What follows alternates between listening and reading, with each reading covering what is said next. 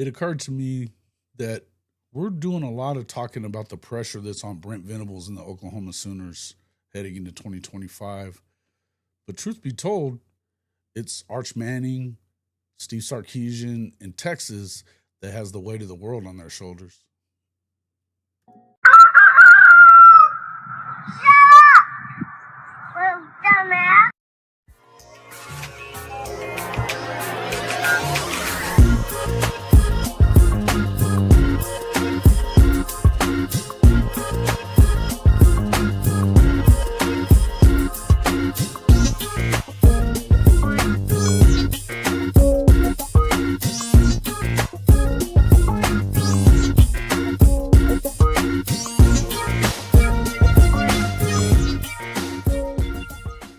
Good morning, and welcome back to Rise and Shine College Football. I'm your host, Jason Watkins. If you love college football, you know you're in the right place. So before you forget, smash that red subscriber button, like our videos, and don't forget to ring the bell so you don't miss one moment of Hall of Fame college football. Good morning, Ben G. Love the headline. Finally, my horns are getting some real love, unlike the national media hate they get. Oh, yeah, okay. What's up there, Scott Walker? Welcome into the show, sir. Make sure everybody wipes their feet as they get in. Looks like we're getting a little slow coming in this morning, but that's all right. Happy Friday to everybody. Hope everybody's doing well. Let's see. We're going to get into a couple things. We're definitely going to talk a lot about that, but there's some other stuff that kind of been looking at the last couple of days. I was starting to look at how the number one ranked recruit in the country over the last 25 years, how they have them ranked. It's kind of a shit show, but there's a lot of different stuff by the way. Yeah, good morning, sir. Good morning. It's Jimmy Satterfield. Welcome into the show, sir. Good morning. How's everybody doing today? Everybody excited about the weekend and such? And we're getting closer and closer to the start of this college football season, man. I cannot wait. Cannot wait.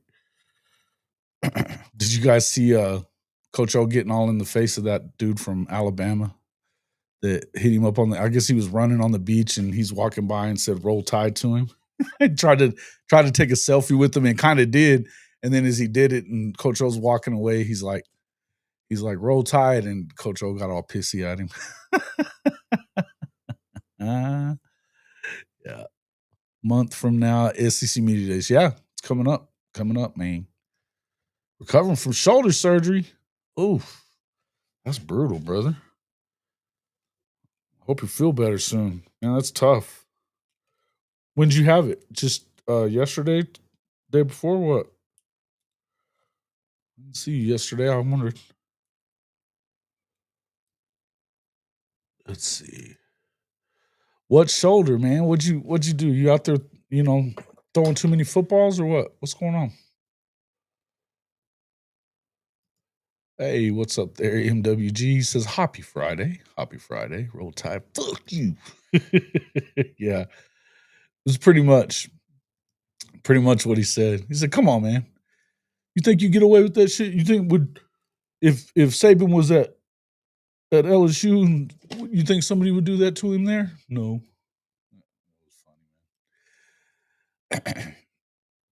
What do you expect? Go Tigers. Pretty funny stuff, though. Welcome in, Bishop Frank. What's up, my guy? Oh, man. So, let's see. I was just trying to look at something real quick here, too.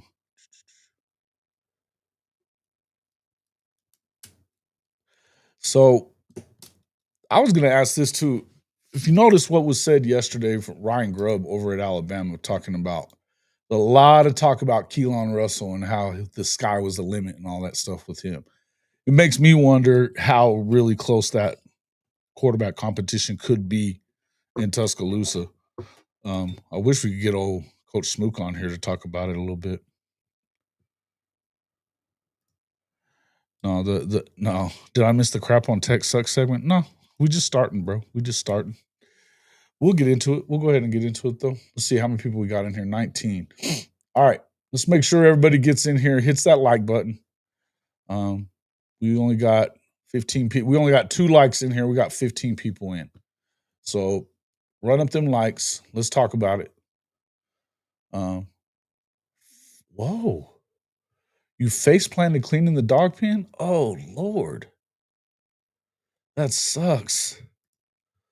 Dude, come on, man.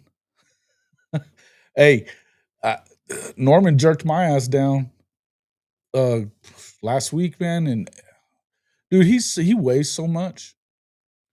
He weighs so much that and I'm still holding on to that leash because I don't want him to jump on anybody. He wouldn't bite anybody. He's just a big old dummy, but he he'll jump on somebody. He scares the shit out of everybody because of how big he is. But I'm holding on for dear life. Here I am. I'm getting drug across the rocks outside in the front, man.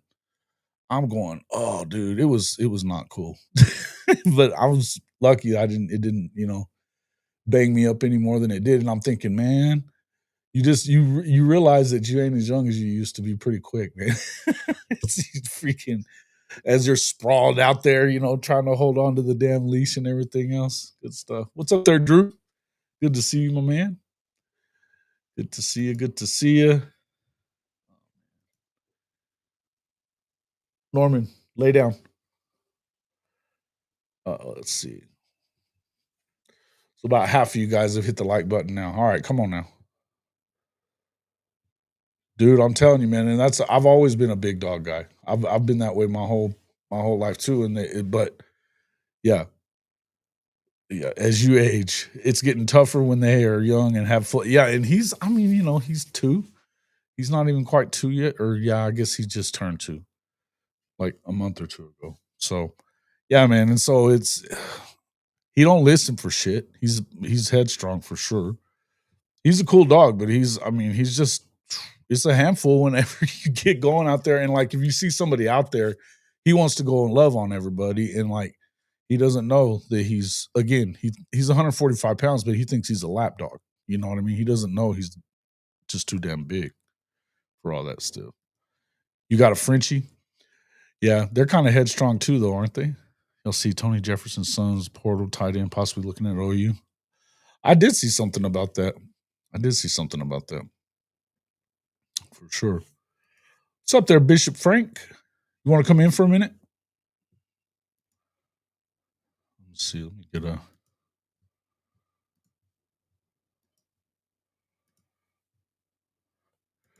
We got Coach Ricks in here yet? Storming Norman. Yeah. He gets to storming, bro. It's kind of tough to.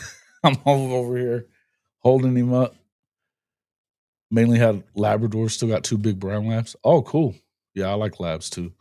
But even they can be kind of hard headed for a while too. They're good dogs, but and all dogs are good dogs for the most part. If you train them worth the shit, or even not.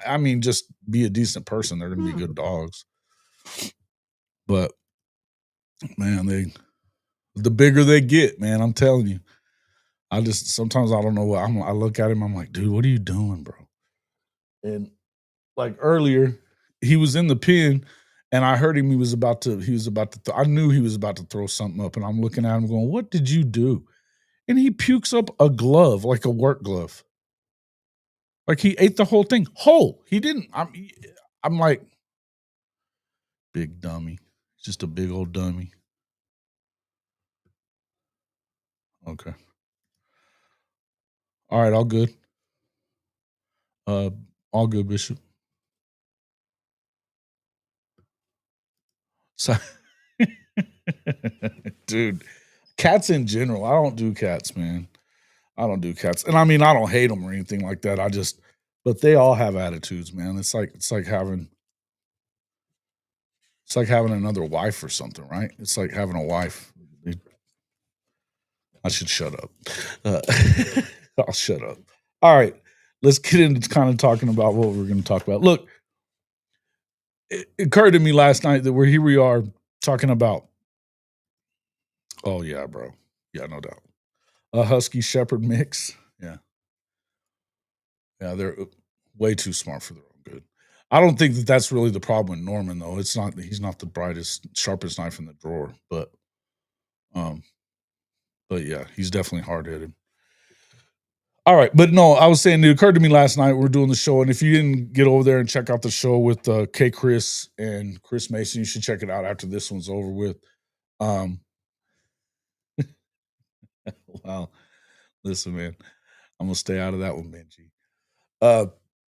And we got to talk. Obviously, we're talking about a lot of different things right now. You've got the whole the recruiting stuff is heating up. This is the time of year when it's getting that way, and I think with the house settlement, especially, um, once this I do believe that the clearinghouse stuff is going to get shot down at some point, but you're going to have to go through there. They seem bound and determined that you're going to have to go through the lawsuits first, which is tells you just about how stupid the people that are running the show are. That they're bringing on lawsuits for themselves when they just went and settled this case, hoping that they could not have lawsuits.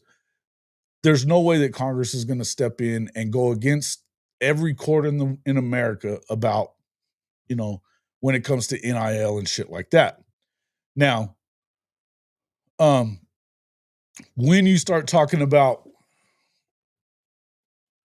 what it means for recruiting right now, July 1st is when all that's supposed to go into effect. So mostly if you look at where Oklahoma is, I think that's definitely why you're going to see Bo Bentley either decide LSU or Oklahoma now before July 1st. I think the same thing goes probably for I think the same thing goes for obviously Jaden O'Neal as well, because you want to make sure you get in under that bar. They're not able to kind of mess with what you're doing in your as far as your NIL is concerned, on top of the rev share. When the rev share starts is when they're going to start really scrutinizing that, right? I think that's a big reason why you saw everybody around the country. You saw Texas Tech, they've already announced that they've got $55 million in their sports programs for this year. Now, that's all of their sports programs, but that probably tell you if it's 90% of that or even 80% of that, you're probably in that neighborhood of what they're talking about where Texas might be, which is around $40 million, 45 million in NIL and what they're paying players. Does that surprise anybody? No. But everybody, this is the time of year that, June, July, it starts heating up, but all these visits are going to start happening, right? Or they're going to happen, but you're going to see all these people start kind of committing a little earlier than a lot of them would. Defensive linemen and stuff. You think about David Stone and those guys a couple of years ago. They waited until almost midway, 3/4 of the way through the season. Some of those guys, they can sit there and play that out, at that point. But now, are you going to be able to still do that? Probably not. So I would expect that by the end of this month, you're going to probably see a ton of different recruits and things like that. Now at Oklahoma, the question is now starting to become, especially with Jim Nagy filling out his scouting staff and all that other kind of stuff. The question is now becoming, are they doing it the right way? I trust the way I like the guys that they're going after. You start looking at measurables, and I know that, there's you can take either side of it if you want to. I tend to trust the guys in the room that have the years of experience scouting at what they're doing. I trust the Oklahoma football staff, the coaching staff, to be able to recruit. They've been doing it very, very well. The identifying part, I still think they do that pretty well too, but this takes some of that stuff off of their plate. In any event, all this pressure got started being talked about last night, about does Venables get fired if he doesn't go 8-5? You had Sooner Cowboys in there doing what he does. And if he doesn't win 8 games, he's got to go. There's not a ton of, and I get it. A lot of people are going to sit there and that's what they're going to say. It's the narrative that's going around right now that you got to go win 8 games, even though you've got the toughest schedule in the country or among the toughest schedules in the country, especially among teams with expectations, but that all being said, and I get it. I mean, you're going to go up against, you've got Michigan to, second week of the year. You open up SEC play again with Auburn, which is going to be, not again with Auburn, but with Auburn. This time at home, but that's another one of those teams that a lot of people are throwing expectations on, because if you're talking about a hot seat guy, Hugh Freeze is kind of it. I know he tried to kind of downplay a lot of that a couple of weeks back when he was talking about be bowl eligible. What the fuck at Auburn? Come on, man. So that's an important game, and I think theoretically, in what you're looking at, you should get to 5-0, 6-0, 5-0 headed into the Red River rivalry. Let's see. But that's not necessarily true, though, and here's the point. We'll go ahead. I'm glad you said that. What Sooner Cowboys? You're not, when you say these things, and when that gets thrown out there immediately, you're leaving a lot of context out of it in view of the fact that so many things did change over the last year. You had a bad offensive coordinator. You had, obviously, they're making changes in the sports medicine department at Oklahoma for a reason, because there were way too many injuries that have been mismanaged over the last couple of years and I mean, that's just telling it like it is. They've been mismanaged. So they're doing some things that, obviously, if you have all these things stacking up, you had 6 wide receivers that hardly played at all because of injuries, all the best ones too. The offensive line was hurt, and it finally caught up to Oklahoma, kind of the way that they did in 2020 and 2021, when they only got a total of 5 offensive linemen in recruiting the last couple of years that Lincoln was in town. That caught up to them in depth and all that kind of stuff when they had some injuries and some issues on the line. Then you had Seth Luttrell, who was the biggest disaster hire in the history that I can remember anyway, for a long, long time, at the coordinator position. Now, you can blame that on Brent Venables if you want to. That's up to you. I tend to doubt that I don't believe that it was all on BV that hire was made, and I know that he didn't want to stick with that hire for as long as they had to stick with it when it all boiled down to it. Now, does he take the blame for it? Absolutely. And good for him. That's what a coach should do, is be responsible for what's going on out there on the field. It is your program now. You call the shots, or at least you should, right? He is the head coach. That's correct. That's correct. But okay. So you can say that it's about since he arrived, but I don't agree with that. I think that a lot of that has to do with it's that staff. And here's the thing, when it comes to coaches, they don't have control over the sports medicine staff in any way, shape, or form. And that's by design, by the way, so that they can't put undue pressure on a medical staff to make somebody available if he's not available, right?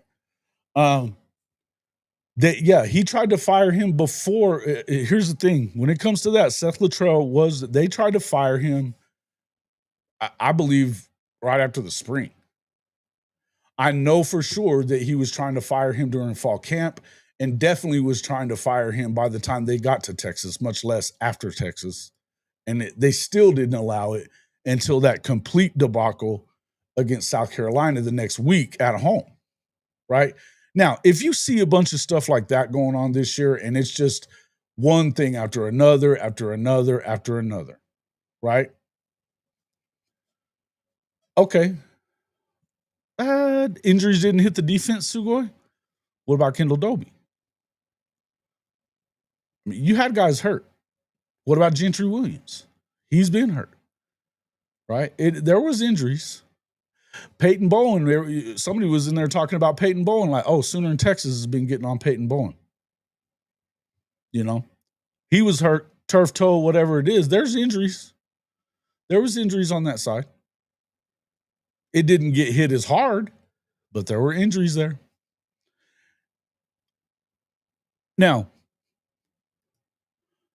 yeah, this is what I'm agreed that people will have that. Yeah, of course.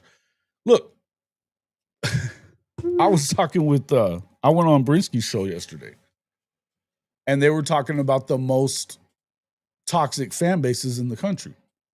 And of course, you go through the normal, yeah, we believe that, if you're an Oklahoma fan, Texas, Missouri, definitely Okie Light, whatever, right?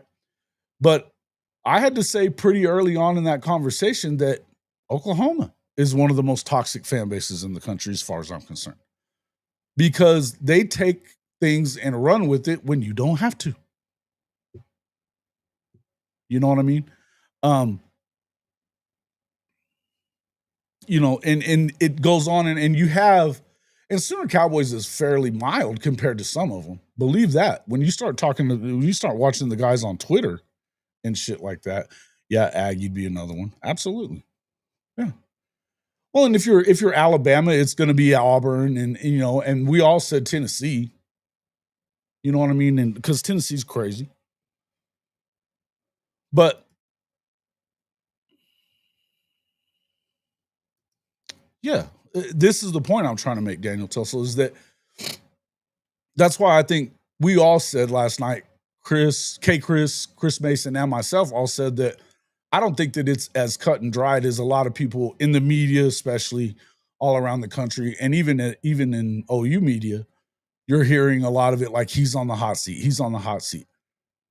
A few of them have kind of backed off of it a little bit. If you've been watching us, I don't believe it. I think that it would have to be worse than 6-6, unless it's really bad. Unless it's just they should be winning, they're getting blown out. It's not an injury problem or anything like that. It's just a complete meltdown as far as how they do things. Now, their structure isn't bad. I would tell you that there's some things, and I've said this a bunch, that I believe that Brent needs to get better at some stuff, right? As far as situationally, though, and we're talking situational football, I think he needs to be a little better as a head coach, and I think that he's working towards that. But yes, OU is internally toxic, but not towards others. Well, I don't know about that, Zophis. OU and OU fans are immediately attacking. They're attack dogs when it comes to say something bad about Oklahoma. In the media, look at the way that they've always gone after Colin Cowherd. Not to say that you shouldn't. Look at the way that they've always gone. I mean, look at the way they go after Barry Trammell. Not to say that you shouldn't. But you start bad mouthing the OU programs or anybody at OU, and you're going to catch hell, right? You're going to catch hell. So there is a lot of toxic stuff going on, but also it's toxic towards. I can tell you, sitting there at the Tennessee game last year, this is one of the things. I mean, and definitely it was like this at Red River, which is understandable. But I remember in the Tennessee game when they pulled Jackson, and I was grateful for it, right? And they pull him out, and we're right before the half.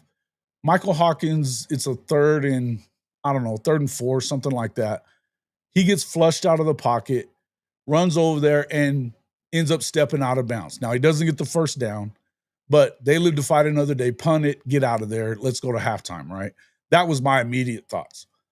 I heard a ton of people right in the area that I was sitting at going, oh, yeah, this guy's much better than Jackson Arnold. I mean, immediately. The guy had played 3 plays. He ends up playing very well in the game. He did a lot of really good things, especially for, first time getting in the game, really, as far as, getting in there and being the guy. And it was ugly. It was ugly for a while. And, it's just everybody wants a natty so bad, and it's been so long since there have been one that it's been crazy, right?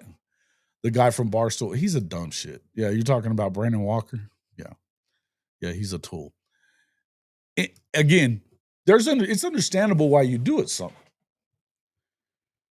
In the end, there's a lot of toxic everybody, that's part of what, and this is something we said on the show yesterday, part of what makes college football amazing is that toxicity, right? It's a game that's built on hate and rivalries. Tradition, hatred, rivalries. That's what I love about college football, and that's what I'm concerned about losing that if you continue allowing all this stuff to go on. Yeah, John Hoover. I didn't realize everybody was so against John Hoover until last night. I didn't really realize that, but yeah, I agree. I guess the idea is that he's an Oklahoma State guy. Is that what Satterfield said? I think yesterday. What's up there, David Whitehead, Big Lubbock? What's up, my guy? All right. Fan is short for fanatic, correct? Absolutely. And therein lies the issue with that. Now, the point I'm trying to make is here we are, we're having that conversation, and then of course Dez comes in and we're talking all about Oklahoma and where they are and where they should be. And you've got you heard, Bevo comes in and Bevo does what he does. He's probably the number one troll I can think of in Texas YouTube guys, or as far as guys that are fans of Texas that are out there doing their troll thing. He's that guy. But yeah, I know. Yeah, I get it. And the patience is thin. The patience is absolutely thin, but now you do, yes, correct. You have to have these guys really jump up to that next level. And you have this defense. And I do think that there is some level of, because of the fact of what happened offensively last year, it was so bad that we talked about it. There's 4 to 5 games that theoretically you could have won, right? Not saying you should have. I'm saying you could have won. If you win 2 of those, you get to 8 wins. We're having a different conversation, right? But because the offense was putrid on a level that nobody's seen since probably, I don't even know that it was that bad in the 90s. But it's been that long since you've really seen, there's been a year here and there that they weren't great on offense. I think of that 8-5 year, around 2009-ish, 2008 or 9. What was it? The year that they went 8-5 and ended up losing to, like, who the hell did they lose to? I don't remember. Anyway, one of those years anyway, What's up there? Yeah, Texas not. It's the same guy, Riggs. That's the same dude. Daily reminder: the SEC runs through Texas. Oh, goody. Yeah. Okay. True. Okay. To me, Kel Gundy is overly critical. Well, yeah, but he got fired. That's why. There's a lot of guys, and you know what? I don't even mind critical. I don't necessarily mind critical if you're backing up what you're saying with reality. Then cool. You want to pin it on Brent Venables because you don't think he's the guy. And you know what? That's a fair set. If you're somebody that's going to sit here and try to tell me that Venables isn't very good as a head coach, yeah, he had a 10-win year. They beat Texas that second year. And I would tell you that's big. But there was things that even that year, that you saw some things that could have been done quite a bit better. We talk about Jeff Lebby and how he looked in the Bedlam game and in the way he called it. It was shit.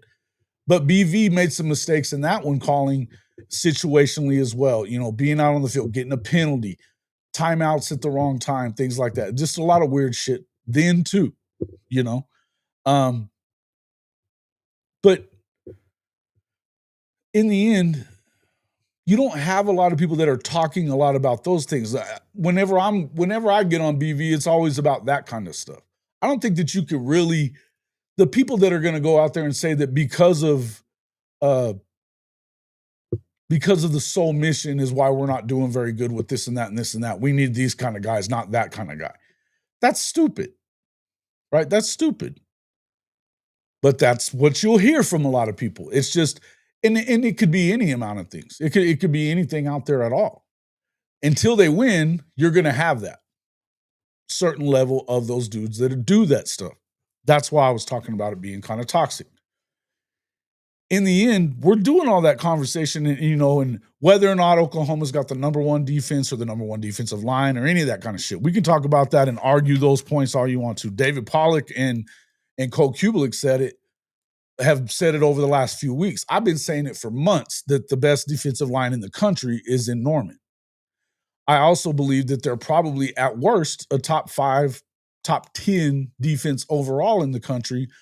How that plays out, it could depend a lot on, the way that the season shakes out. I think it's tougher to be the number 1 defense in the country in a conference that has really good offenses. There's some really good offenses that you have in the SEC, and Oklahoma's going to play all the good ones, right? Texas, LSU. You consider Alabama's probably going to be pretty good on offense. Tennessee should be. I don't know what I think. I'm getting messed with about what I think about South Carolina. I don't think they're that good. I like Lenore Sellers as a player. I don't think that he could carry them like that. And that's where some of the disconnect when it comes to other fan bases. I get it. And they're as weird as anybody at South Carolina. But anyway, if you look at what it is coming into this season, there is definitely some level of pressure for Oklahoma, right? How much it is, whether he's going to get fired, I don't know. We're all speculating when it comes to that. In the end, we're not going to be the ones that are going to make that decision on whether or not you keep Coach Venables and his staff around. Reading the tea leaves, I'm telling you, it's going to have to be pretty damn bad for them to do that. But neither here nor there, they do have the talent out there to go out there and probably win 8 games at the bottom. And if you can even stay remotely healthy, the chances are you could win 9, you might win 10. It just depends on how things bounce. And with the schedule the way it is, it's not a guarantee that they're going to do anything. But I would tell you that the 6.5 is hilarious. They're still giving money away in Vegas right now. If you bet Oklahoma and the over, it's free money, in my opinion. I don't think that 6 is really in the wheelhouse. Now I know you'll have a lot of haters that say otherwise, but that's just where I am on it.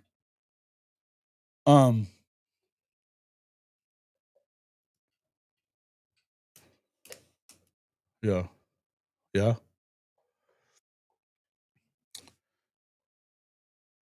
Yeah, Sugo, you're saying 10-2. I mean, that's a lot of popular people. The popular pick is 10-2, 9-3. You're hearing a lot of people that are saying 9-3 gets you in the playoff now. Oni Kuno was saying the other day, man, I'm going to hold them to it now. They're talking about 9-3 better get in. And with this schedule, you better get in if you're Oklahoma, right? I think that all depends on how they go through this, how they get through this thing. If they can get through to the Red River and be 5-0, then I think their chances are they should probably hit 9, right? Now that if you first off, you better win the Texas game for if you're gonna, you get to 6-0, I think 9 is a good, it's pretty much there, right? At the very least, if you get to 5-0, I think that 7 is, I mean, you're walking past 6.5. You're walking past 6.5 because you're gonna win at least 2 more games. Right. I think that they're gonna beat the shit out of Mizzou.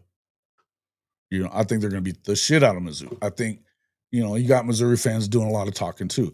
I think that they should be able to beat Ole Miss at home as well, right? I think that people were waffling a little bit on Ole Miss as you're starting to hear a lot of stuff where you're not hearing as many people saying that they expect a lot out of Ole Miss this year.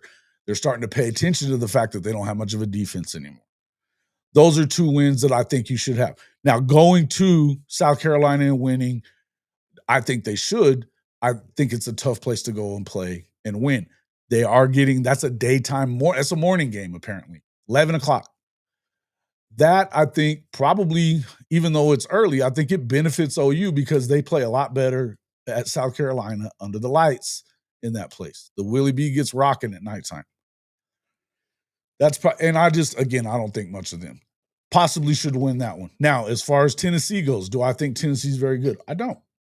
I think that they lost a lot before you start talking about Nico, right? Before you start talking about Nico. I know a lot of people love this new quarterback that they brought in. They basically traded for, whatever. It is what it is. What are you eating now? He looks at me like, what? Yeah. You got to protect the home field. 6.5 is too low. Yeah, I think it's free money.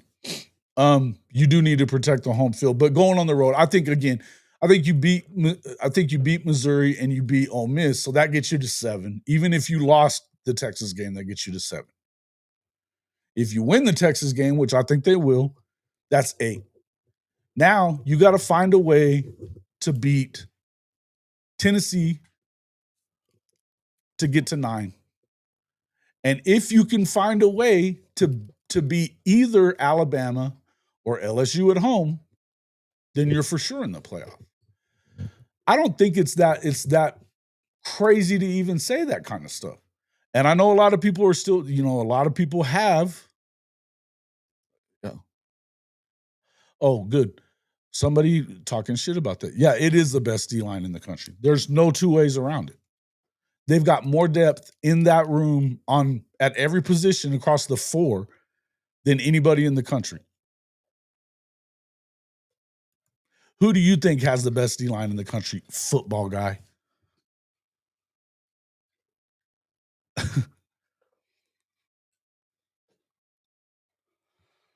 If material is unaffected by the uptick in competition level, I think that's over. Dude, that is so freaking over blown when it comes to that kind of stuff. I know it's a good talking point, right? But even saying that, we talked about this last night, even thinking that material, let's say he has 3,500 yards and just like 30 touchdowns. With this defense, they're going to still be playing for 9 or 10 wins. He doesn't have to go out there and have 4,400 yards and 44 touchdowns. That's not what he has to do. Yeah. No, I'm saying you have to win one of those, right? You have to win one of those, Cole. That's what you have to do. Now, and I'll tell you that those are the games that I have expected losses in actually both of those games. I think that their best hope for 10-2 is to win the rest of them because I don't know that you can win those two. And it's a lot to ask for them to win them all. But you got to beat Texas. If you can beat Texas, I think, you should get to 10-2. You should get to 10-2 because I don't think that the rest of those teams are that good. Talking shit isn't disagreeing. Well, you said, wow, so tell me how they're not. Just tell me how they're not. Yeah. Yeah, I think it's a beatdown. But I'm cool with you, Rob. You know that.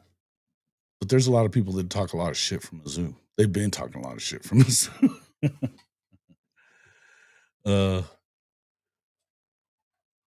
If you weren't disagreeing, then what were you saying? Yeah. Okay. Yeah, it's what I thought. Most people that come in here and like try to take the other side of that or whatever, then you don't have anything to back it up. So okay. Cool. Good to know. 9-3 has to be a playoff. Yeah. Boise State or a second Big 12 team at 10-2 better not get in. Oh, wow.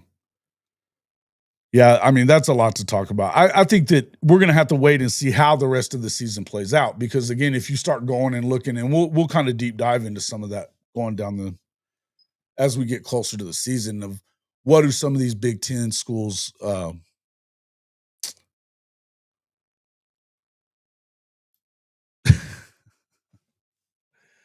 what are some of these Big Ten schools schedules, who are they playing when and stuff, as far as their contenders are going, I think the Big Ten has done a good job of kind of limiting its best teams. They don't put them in the way of each other as much. They're limiting their exposure to the other best teams in there. 6 and 7 teams don't have the best D lines usually. Yeah, well, 6 and 7 teams, that just tells me that you're not for a football guy. You don't pay much attention to football because the offense was so bad and they were still a top 20 defense, even though that they had more. I'll just give you an example. The Texas game, 9 straight 3-and-outs.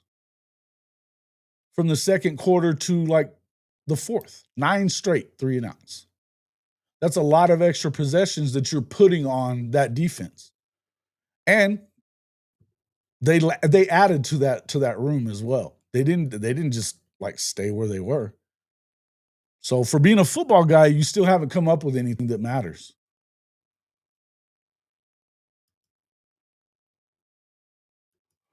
Zero idea about how's about that for a prediction. No telling. Yeah, hey, listen, man, I agree. Welcome to the show, Neilio. Yeah. He's not a football guy. He just acts like he's a football guy. That's nothing new. We get those guys a lot. No biggie.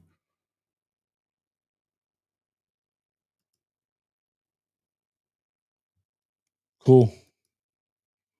What does that have to do with the price of tea in China, football guy? Yeah. I know that I'm high on OxyContin, but OU is going to be badass this year, no doubt. Scott Walker. Good stuff.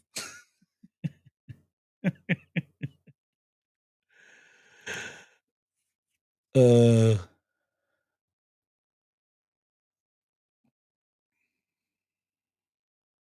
Oh, you can go whenever as long as it's 11-1. It'd be kind of cool if it was 11-1. Look, that's a hell of a season. Now we're talking special.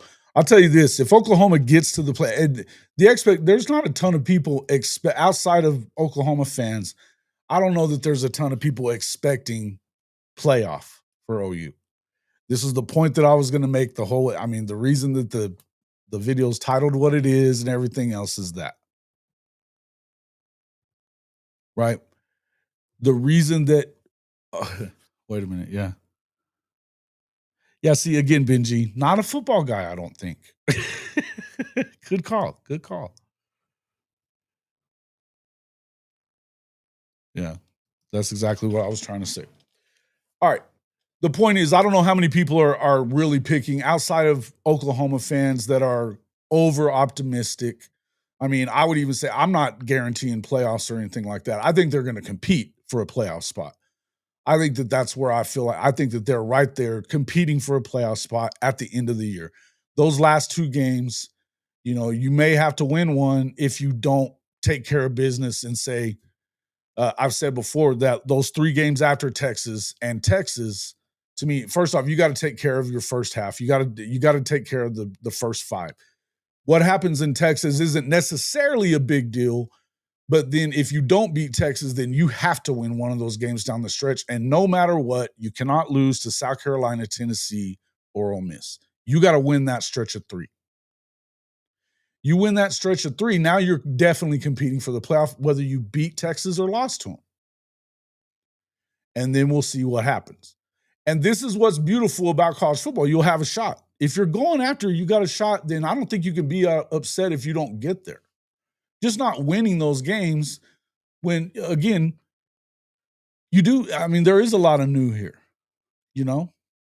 It's a lot to expect for you to win a stretch of 7 games to win them all, or even to win 5 out of those 7, right?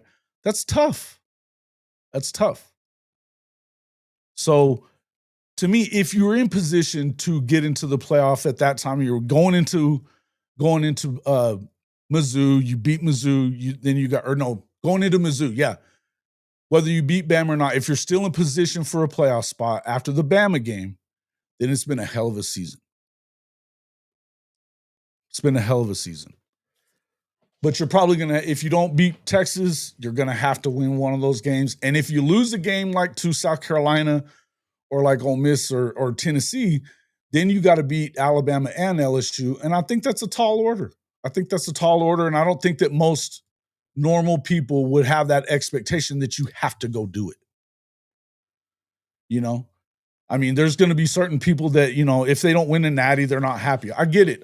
But again, Sooner Cowboys we all want it. We all want to see it. But just because you're not going to be happy until that happens doesn't mean that it's not a successful season for Oklahoma. Now, on the other hand, when it comes to Texas, it's not the same damn thing. It's not the same thing because everybody in the country, aside from, some of us guys at Oklahoma or that are covering Oklahoma and covering both programs. Everybody else is giving them all of it. Arch Manning's coming in as the savior of all. Heisman Trophy favorite by a long shot. A long shot. Number one recruiting class in the country. They've been in the top 5 every year for the last 3 or 4, right? They're just supposed to reload and go get it done. I mean, hell, Paul Feinbaum the other day, absolutely they're the favorite to win the SEC. That's huge. That is the expectation that's there. And what are you seeing everybody saying? Hey, Bevo's bodyguard will sit there and tell you all day long. Oh yeah, Sark is him. Sark is him. Okay. he's him until the nut cutting is time. Look, Texas is under the radar. Okay. Yeah. I don't know about all that, Rob. I'm not going there. You won't see me make that prediction at all. That would be a special kind of season. And I'm one of those guys that I don't think anybody's going undefeated. I think that the best teams in the country are, to me right now, you have to look at Ohio State in some form, but there's questions there. There's questions at Texas. And that's what I'm saying. The questions that I have about Texas are the same things you guys have heard me say forever. Look, I know Arch is the favorite to win the Heisman. He's a new starter. And guess what? He didn't beat out Quinn Ewers, who was a 7th-round draft pick and didn't play particularly well a lot last season. A lot. If it wasn't for them playing the teams that they played in the SEC, if they played Oklahoma's schedule, they probably have the same record. Maybe not 6-7, but they probably somewhere around 7 or 8. They're not winning 11. It's not happening. The other thing, the schedule, and I mean, let's take a look at I think that it's tough what they're going to have to do, but here's the thing, all this stuff notwithstanding, I mean, we can sit here and look at this stuff. I mean, shit.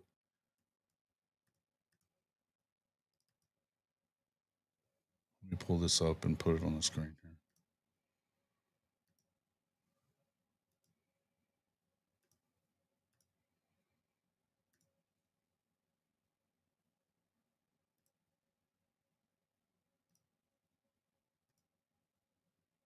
Okay. All right. So I'm going to keep this up a little more anyway.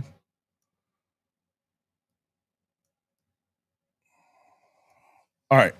So Ohio State, I think that's a tough ask. If you're, I know a lot of people think they're going to go in there and win. Benji, I've heard you a million times that they're not going to lose while you're in the building. I understand. And that's definitely the way I would want it to go too. But if you look at it, I mean, just truth be told, that's a tough ask to go and just expect them to win. Now, I was San Jose State, we don't have to talk about those. But then the week before Red River, you've got at Florida. That's one of the toughest venues, and it's been this way for decades and decades to go win, even when they suck. They don't suck. If DJ Lagway is healthy when they get to town, that's going to be brutal. And here's the other thing. The fact is, Arch Manning hasn't been in much, and he's going to go up against another one of the best defensive lines in the country that week. That's a big test. If you pass that test, you get Oklahoma the next week. I think that's a lot to ask. I think you could come into the Red River game with 2 losses. If you just had one, you're leaving the Red River game with 2 losses because OU's got Kent State the week before. They can rest up and be ready. They can go and blow out Kent State, which is, I hope that's what happens. I mean, they should. Kent State had 1 win last year. They just fired their coach and they waited until well into like February or March before they did it, which was weird. they shouldn't be very good, right? You're coming off of that one. You've got Kent State, and right before that, you had a bye coming off the Auburn game. If you took care of your business against Auburn, then you should be in good shape. Now,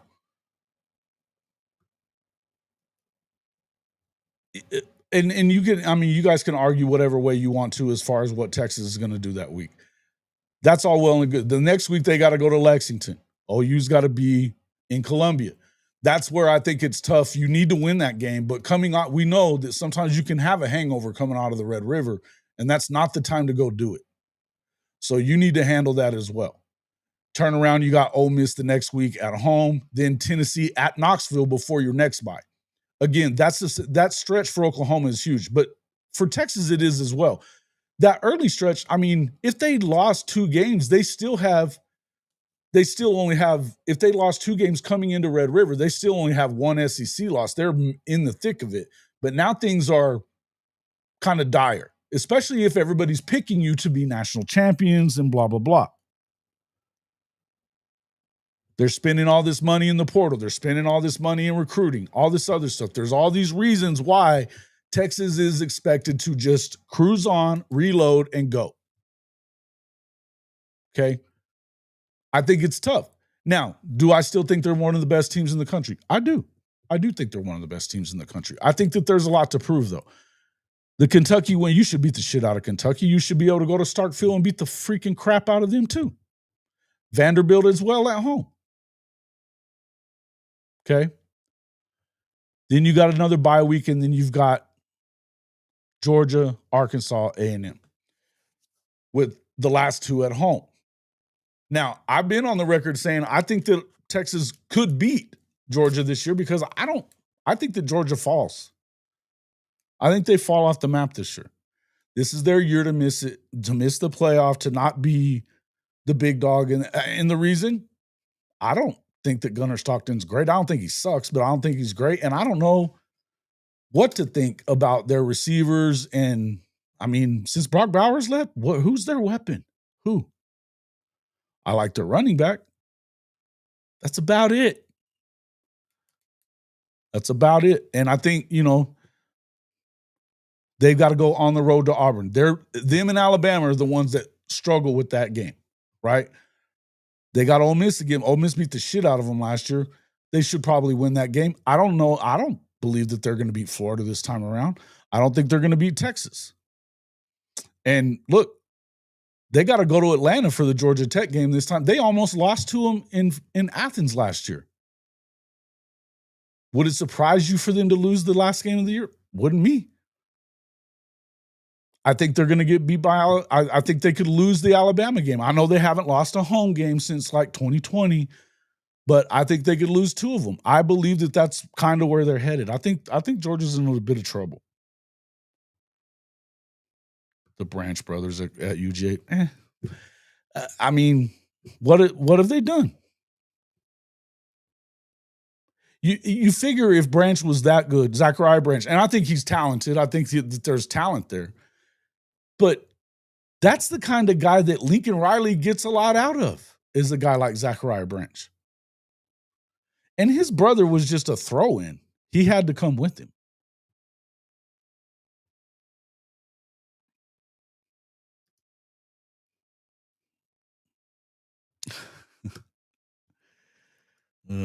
I don't know that I believe that, Benji. Not necessarily completely off the map. I may have misspoke there a little bit. I think that they don't make the playoff this year. I think this is the year that they don't make the playoff. And I think that they're headed in the wrong direction. I'm not telling you that I don't think that Kirby Smart can turn it around, just so you understand.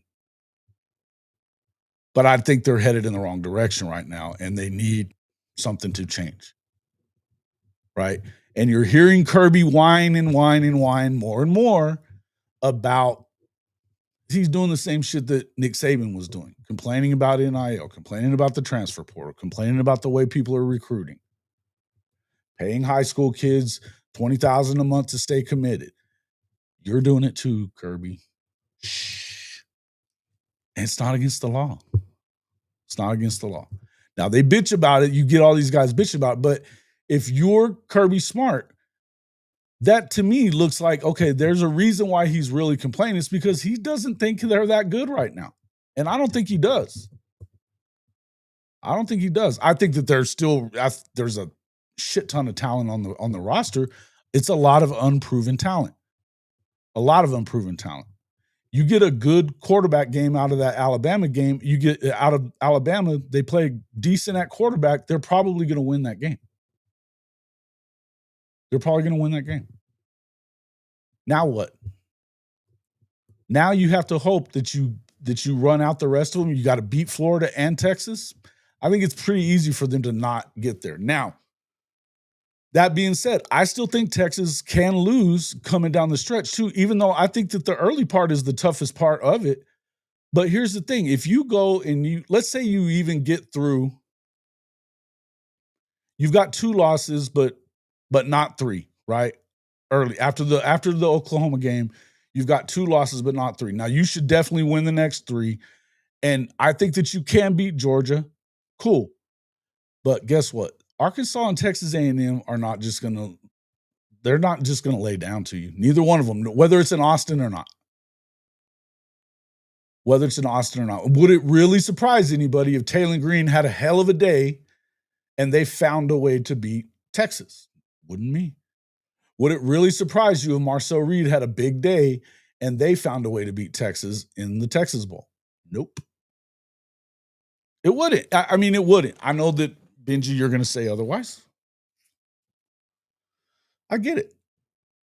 Wouldn't surprise me. They've played down to their competition a lot. You give certain teams an opportunity to beat you, sooner or later, you're going to catch one there.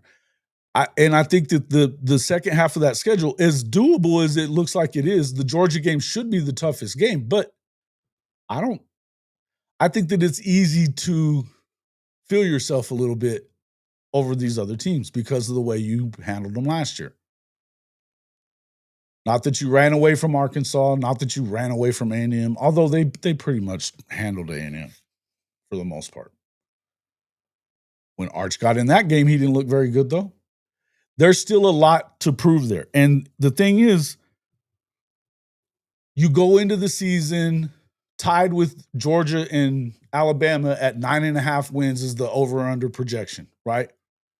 Are they going to get to 10? Nobody's over. I mean, that's how Vegas has the SEC. No, they're not expecting anybody to get to 10 wins, which I think is kind of wild, right?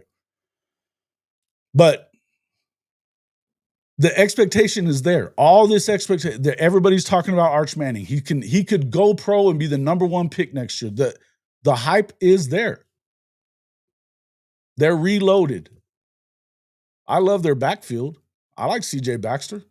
I like Trey. Or I mean, not Trey, but what's his name? Why am I spitting his name? I think he's better than CJ Baxter. Anyway, I like their backfield. I like the guys that they brought in at receiver, but we haven't seen them do anything yet. And you have to expect, like, Arch is going to have to come out and be that guy, and he's going to have it. Now, Ryan Wingo, he had a 100-yard game last year, and we're expecting him to be Jeremiah Smith. He's not, right? Is Jamie French or who's the other kid that they got coming in? He's a stud too. The freshman guys, are they those guys? Are they Ryan Williams or Jeremiah Smith? I don't know. I don't think so.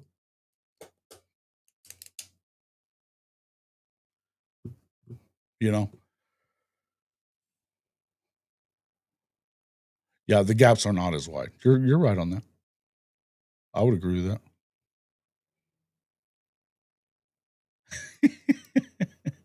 See, but this is easy for you to sit there and say that, but I disagree with you because show me where they're better than Oklahoma. I mean, go ahead and what we're going to talk about Austin Simmons. Cool.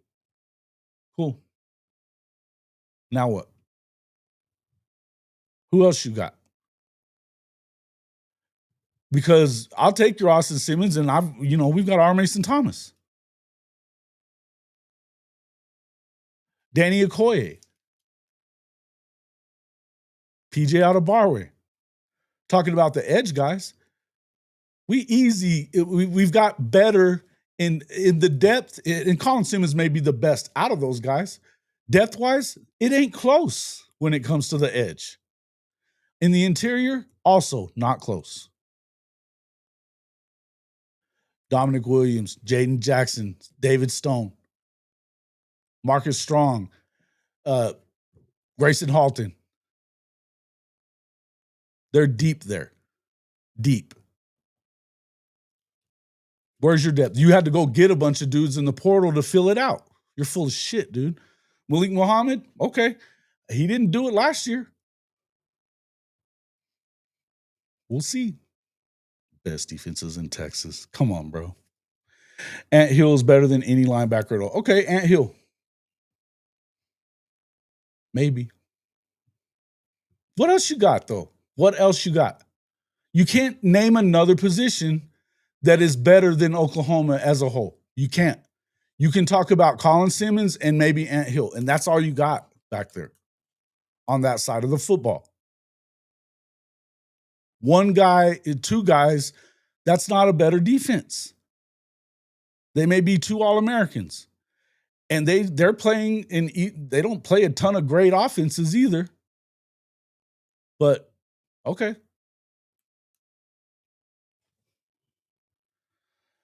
Yeah, Michael Taft. So who's Michael Taft better than? He's not better than Robert Spears Jennings. He's not. I don't think he's better than Reggie or Boganowski either. And I don't think he's better than Peyton Bowen if Peyton Bowen's healthy. He's not. I like Michael Taft. I think he's a good player. Again, when you start talking about the depth of that position, Oklahoma crushes Texas right there. It's not close. Malik Muhammad, yeah, maybe he's better than, I don't think he's better than Gentry. If Gentry's healthy, we'll see. But maybe he is. Maybe he's a little better. Depth-wise, not. Come on. Linebacker depth-wise, not. And defensive line, it ain't fucking close. Taft was an All-American. So what? You guys are talking about a bunch of guys, All-Americans that did what? They went up against a bunch of not the best offenses in the country all year. And Michael Taft is not better than any of those dudes I was just talking about. He's not better than what Peyton Bowen is or should be anyway if he's healthy. I love Robert Spears Jennings. He was great. I think both of those dudes are ready to come in and be unbelievably good. And, there's Hardy as well. They're loaded back there. One guy isn't going to be enough. It's not going to be enough. They have the number 2 defense in the country. Again, because what really good offense did they play all year? They didn't. They didn't. Eli was an All-American, correct.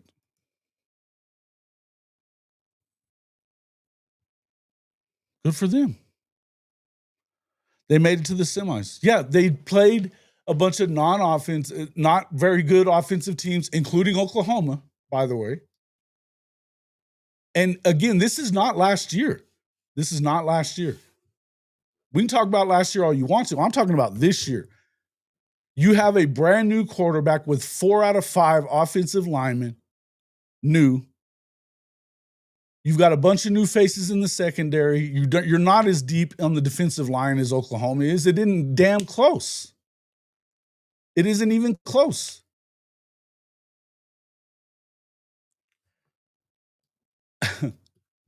Marvin Jones Jr. becomes that crazy, unbelievably good guy. Good. Have fun. Kendall Daniels, 6'5", 250, safety linebacker kind of guy. He can be better than Ant Hill. He could be. We'll see what ends up happening, but they're loaded. They have a bunch of dudes at every position that if one doesn't step up, the other probably will. Kendall Dobie coming back. Looks great again. Gentry Williams looks great again. He was a freshman All-American as well.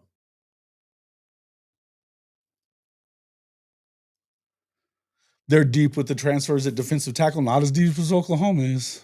Oklahoma's 7 deep at that position. 7 deep and not expecting any drop off from one guy to the next. It just is what it is.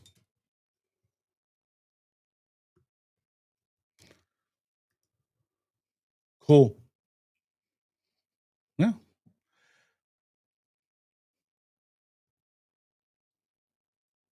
Cool.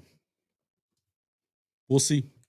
The best defensive line is at Oklahoma. I'm not the only one saying it. I heard David Pollock say it twice in the last 3 days that it ain't close. We heard Kublik say it a couple of weeks ago too. I've been saying it for months. But so you're not going to convince me. You're not going to convince me. And I'm not even telling you that I don't think it's going to be a hell of a game in Dallas. I think it will be, like it always usually is. They match up well. They always do. They always do. But everybody from the Texas side is, oh, we're just going to blow out OU. Come on, man. Come on. The point I'm making is this. You better hope that you do all those things that you guys are pounding your fucking chest about, and everybody in the whole country's talking about you doing it. You better hope it all is absolutely true. They better have reloaded, be 1,000 times better than they were last year at every position that we're talking about here. Those receivers all have to be better than the dudes that they had last year. Arch Manning has to be better than your 7th round quarterback that he didn't beat out last year. And all those dudes that you lost on defense and all the guys that you lost in the last 2 years to the NFL draft have to not affect your football team for you to reach what the expectation is. It's not even like you're hoping for it. It's the expectation, not just from Texas fans, from the nation. So who's got the most pressure? Who's got the most pressure? It's Texas. I'm telling you that I don't think that Texas is going to do that. I still think they're one of the better teams. But I think that that's a lot to ask for from a brand new quarterback, first year being a starter, a lot of first year starters on that team, a lot of young guys. That's a lot to ask them to take and go further than the last 2 teams did that, in my opinion, underachieved. Just saying. The point is the pressure is not on Oklahoma. The pressure's on Texas. I would say there's more pressure on Texas than there is on Alabama or Georgia. Because everybody, Feinbaum and everybody else, oh yeah, Texas is absolutely, they're the favorite. They're the best team. What? They haven't proven that they're the best team whatsoever in this league yet. They haven't.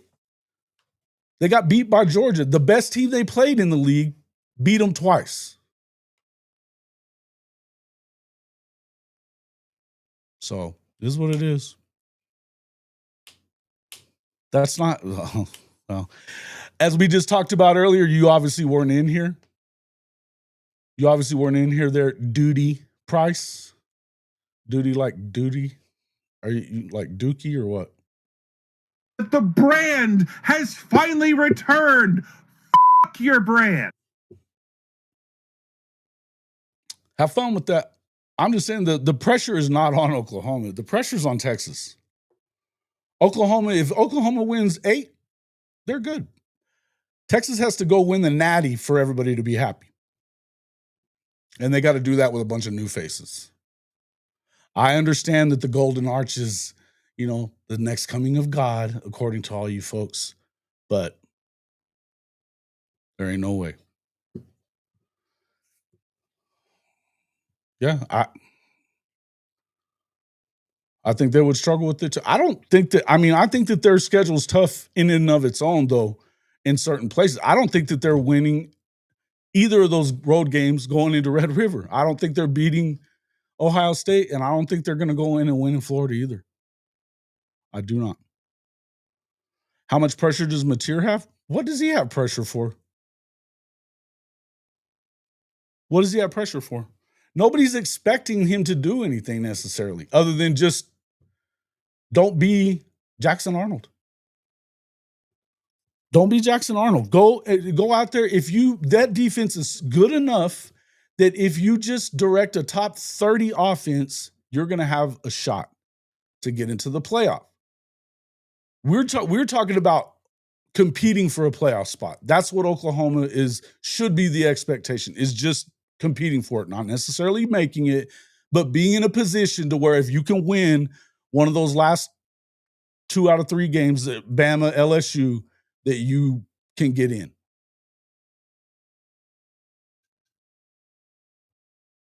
I'm not calling him that. You must be out your damn mind. I know everybody thinks Venables has a ton of pressure. He's owed $35 million. They're not going to fire him. It's 35 after this year. His staff is owed about that much too. They're not going to fire them unless they're way worse. Unless it's like last year or worse. It's not going to happen. They have too much invested in this roster. They would lose the roster. The pressure, you can say that stuff, and it's easy. I know that everybody loves that little narrative. It doesn't make it real. People say a lot of shit.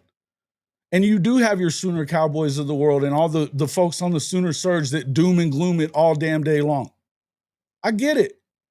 The Twitter people that are freaking out all damn day long. I get it. In the end, they still don't have the same amount of pressure that Texas has from their own fan base, much less the rest of the country. If Oklahoma wins 8, he's safe. They're going to win the first 5 more than likely. And I think they're going to win the first 6.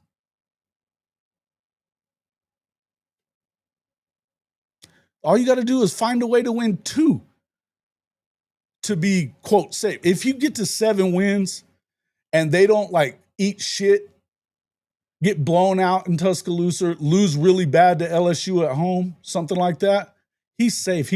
I'm guarantee you he's safe then. And even if he wasn't, come on. It still isn't the same amount of pressure that you have on Texas for Arch Manning is the savior and they reload. They're going to be they're the national champion favorites by many accounts all around the country. And y'all are telling us all how, hey, Sark is the guy. The pressure's on Austin, not Norman, buddy. It's just a fact. You don't have to like it, but it is true. Hey, Jason Watkins here with Hall of Fame College Football. And if you are ready to back your favorite team, the Sooners, and fade that Texas hype train every Saturday this fall, there's only one place to do it, MyBookie. Right now, you can double your first deposit up to $1,000 when you sign up at hofmedia.us/mybookie1000. That's hofmedia.us/mybookie1000. Yep, 100% deposit bonus, and it takes less than 5 minutes to get started. Whether you're betting college football, rolling the dice in the online casino, or dropping a 10-leg parlay on SEC Chaos, MyBookie has everything you need. Bet anytime, anywhere, on the go, at the tailgate, or yelling at the refs from your couch. Just don't talk trash. Put your money where your mouth is. Hit that link, hofmedia.us/mybookie1000, and get your deposit bonus today. Bet anything, anytime, anywhere with MyBookie and Hall of Fame College Football.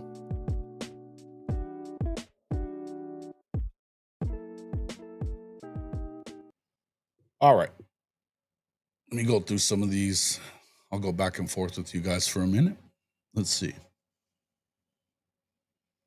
Oh, I love this one. 8 games is the standard now. Yikes. Shut up, dude. Shut up. That isn't even what I said. I didn't say it was the standard. I said that that's what the narrative is for him to be quote unquote safe. That's what the narrative is. I don't think that that's even a true narrative, but he's guaranteed safe and not getting fired if they win 8. And I don't think it's going to be that hard to win, even with the schedule that they're going up against. You really do. You are duty, huh? Duty. As in Dookie. You know me, Krusty.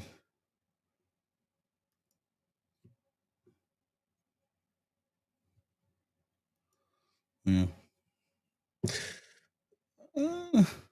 Listen, I know at the end of games, he's not always that guy. I know that he struggles to beat teams. He's not beating teams that have equal talent that he has. He isn't. He's just not.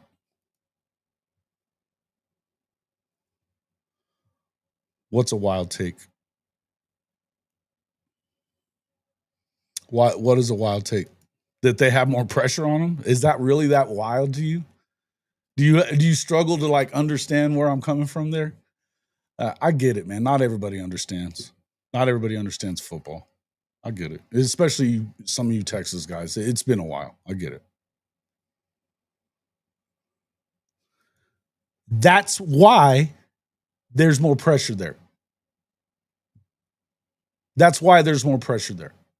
Because what happens if they miss the playoff? I think that they have a better shot at missing the damn playoff than winning the damn natty. They do. There's a better chance that they don't even go to the playoff because 9-3 probably doesn't get Texas in. It may get Oklahoma in. It may get Florida in. It's not getting Texas in.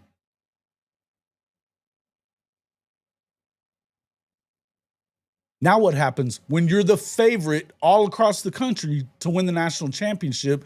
Arch is supposed to win the Heisman and be the number one fucking pick next year. And if you don't make the playoff, now what? Is the seat a little warm now?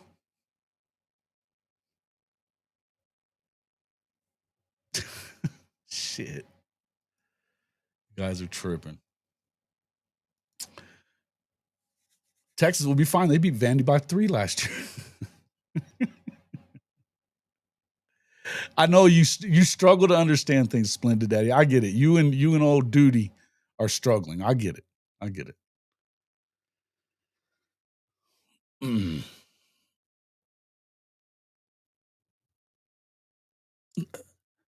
9-3. We're talking about 9-3 with the best strength of schedule in the country is what would get Oklahoma in or Florida in. The top 2 schedules as far as what they've got them ranked in the country. It would probably get them in. You guys are coming down the stretch only after the Oklahoma game. You got Georgia, Kentucky, Vanderbilt, Arkansas, and A&M. Oklahoma's playing Ole Miss, Missouri, Tennessee, South Carolina on the road, Bama on the road, LSU at home. It ain't the same. I know you struggle to understand football. I get it. It's been a long time. But it's a fact.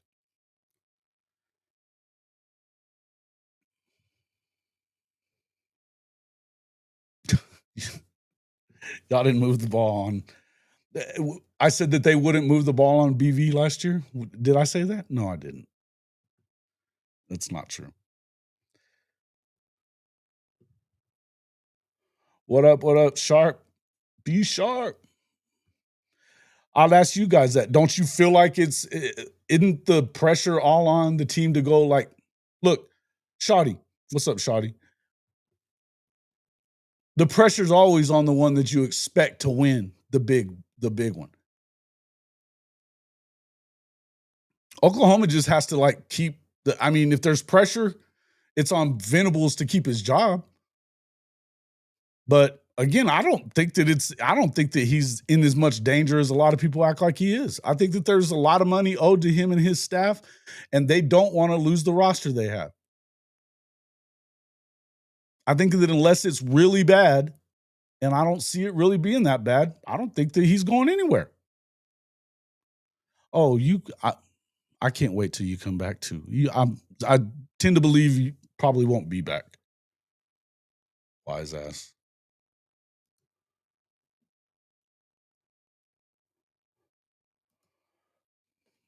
Yeah. Yeah. They did. No, it's not. Is it Gonzalez or Garcia? Gonzalez, right? It's Ben Gay.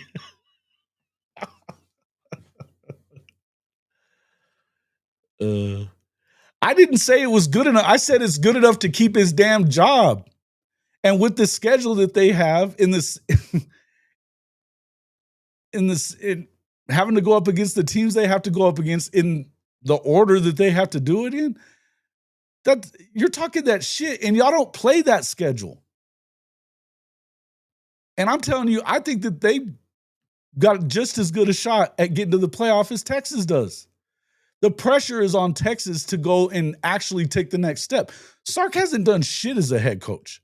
He's been to the playoff twice. Yay. That's the only 2 times that he's been over 10 wins, too. Cool. What's up, Ryman?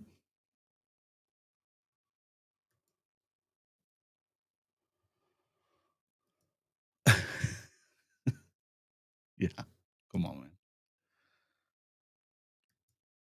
I'm not blaming anything on that. You know what? You guys are going to sit here and try to do this stuff. The bottom line is, you know what was going on last year. You know the injuries, the situation with the coordinator. There's a lot of stuff. Jay wasn't him. That's not the same football team that you're looking at coming into this season. And this is why, do I think that there's a ton of pressure? I don't.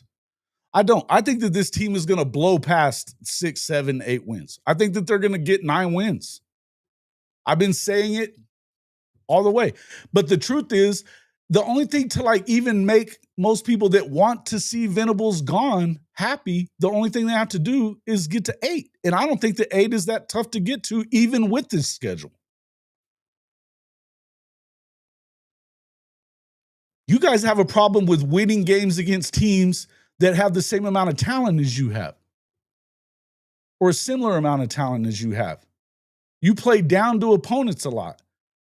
That doesn't scare you a little bit? Apparently not. Arch is the next coming of God. I get it. Things are going to heat up down there if they don't make the playoff and don't win the natty and do everything that everybody's expecting. That's what I'm talking about. There's more pressure on Sark and the Longhorns than there is on Venables and Oklahoma.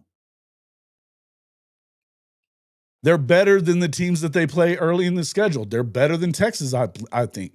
But Texas, the expectation is for Texas to go all the way from a lot of places.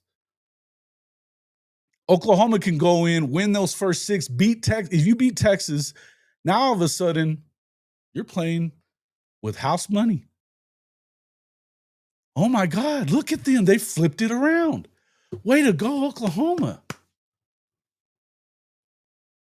And all of a sudden, now you maybe have at least 2, but maybe 3 losses already by week 6. You don't think it's going to be a little hot? Mm-hmm.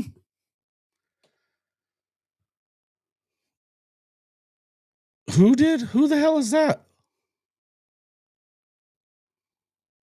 Who the hell is that? Who's Tom Fornelly?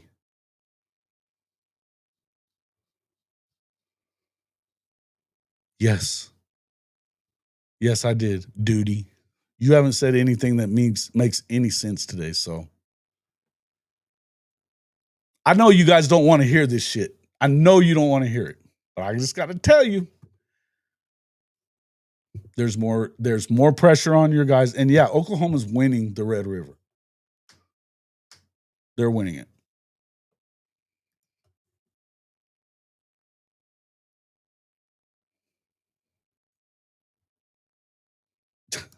Okay. Texas window is closed. Blew 2 back-to-back golden opportunities with the number 1 defense and top 5 offense. Yeah. But the guy that couldn't beat out their 7th round draft pick quarterback is the answer. Duke. You know what I mean?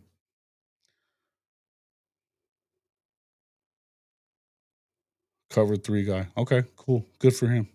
He's the only one saying that. The only one saying that. duty.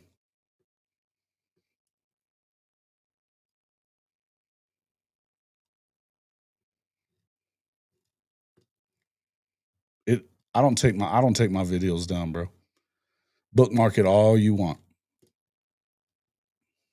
I'm here. I'll be here.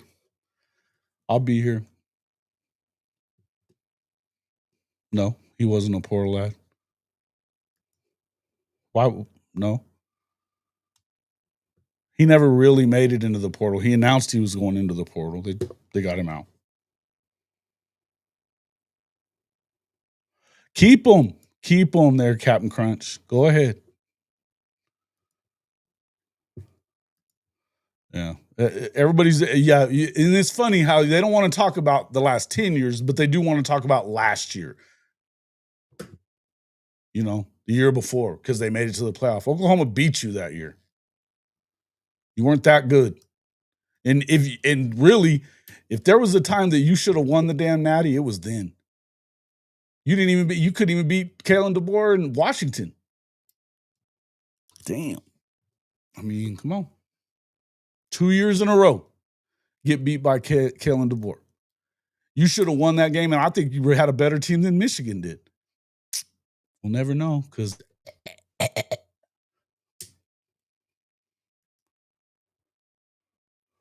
yep.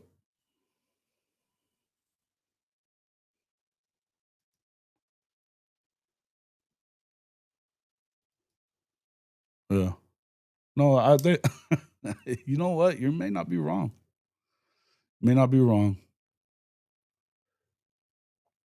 Yeah, and I'll tell you something. That argument that, it's because of loyalty. It's because of loyalty. You talk about it being because of loyalty. That is more of an indictment on Sark than anything else. If you were better with Arch Manning, and we're going to be better with Arch Manning, and he stuck with Quinn Ewers out of loyalty, then he's a fucking moron. You had a chance to win the natty last year too. Hell, just putting Arch Manning in on the goal line and running forward instead of sideways and backwards at the end of the Ohio State game, you might have won the natty. Just for that one play. That one faithful play that got you beat. Just saying.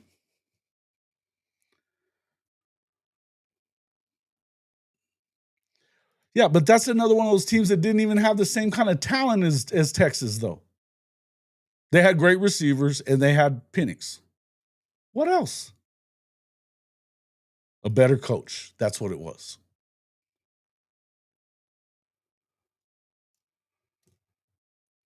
He didn't stick with him at nothing. He was the coordinator last year. He's not a coordinator. I don't know why I didn't fire him, but that has nothing to do with what the offense is going to do. It's Arbuckle's offense. Hell, they got freaking Kevin. Brother, it's going to be really fun. Red River Week. I'm going to enjoy that tremendously. Mm-hmm. Last 2 days on X has been a joy. Who was crying like hell? What? He said he was entering the portal. He didn't get in.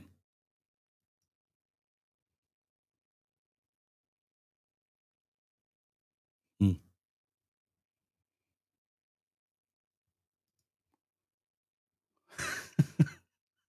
You're not wrong, Rob.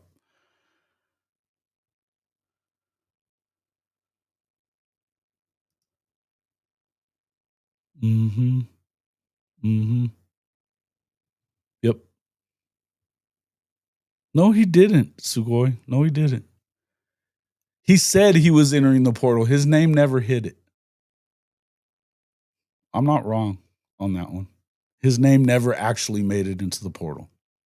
Who cares? What are we talking about? What does it matter?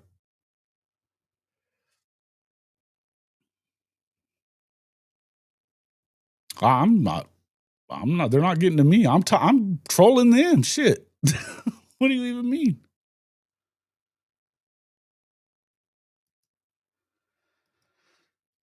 Look, Bottom line is, hey, yeah, you can say whatever as far as it goes with the playoff and all that kind of stuff. Look, man, I'm not going to take up for the shit that Lincoln Riley couldn't get done. I'm not. I don't have to. It's good news. You guys have to go ahead and continue being Sark apologists, knowing, and because it bothers you so much when I say it, that he's not great in those crunch situations against teams that are maybe not even as good as he is. I mean, you should have lost the Arizona State game. But, when you go up against somebody who has equal talent, then you're really screwed because he's not going to win them. Even when he's got chances to.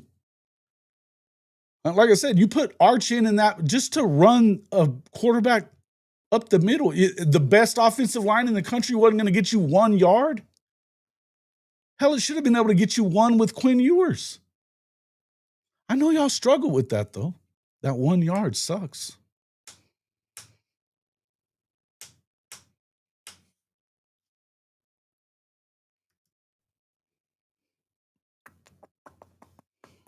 Sark is Riley. No two ways around it. Wouldn't be that surprising.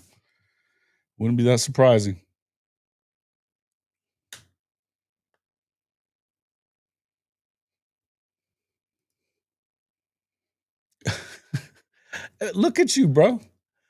Sooner Texas in here, you calling me out? Come on. It even comes from within, man. It even comes from within. Again, all these things that you guys are saying to me and all this shit, you're talking about Oklahoma. You're not bothering me. I understand that Oklahoma was trash last year. I get it. Aside from that defense, they were not good. I understand. Now they have an offense and they have a better defense. You guys are fucked. And they don't have to win the Natty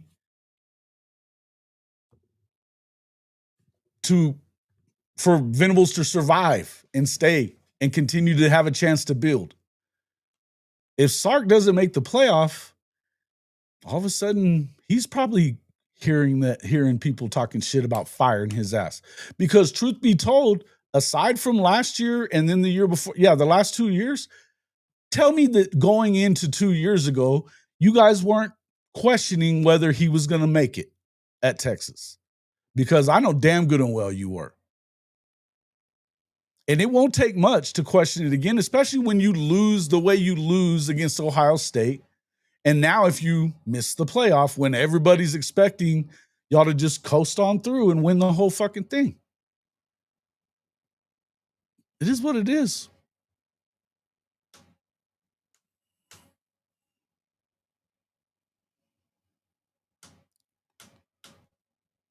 Who's saying, oh, you got the best defensive tackle out of the portal? That's wild, bro. It's a wild way to go, but I love it. He did not go into the portal. He did not make it in. He announced that he was going into the portal. He did. But he didn't get in there.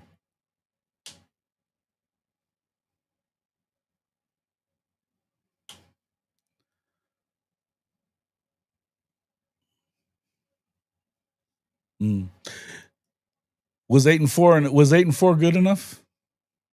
You just asked me this question, so I'll ask you: was 8-4 good enough? Is that where you're at? Is 8-4 good enough this year for Texas?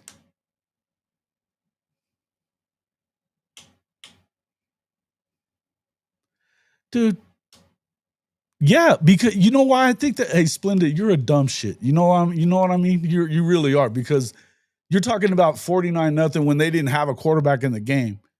They were playing a damn tight end. Whoop-de fucking shit. You realize that y'all went and gagged away a 10-point lead at the end of the third quarter at Oklahoma State. You got thumped by TCU at home that year and went 8-4. You should have been in the playoff that year and won the damn. You had Bijan and Roschon. What are we talking about? What are we talking about? You talking about beating Oklahoma. You guys talk about, is that all that matters? Is that all that matters? Okay.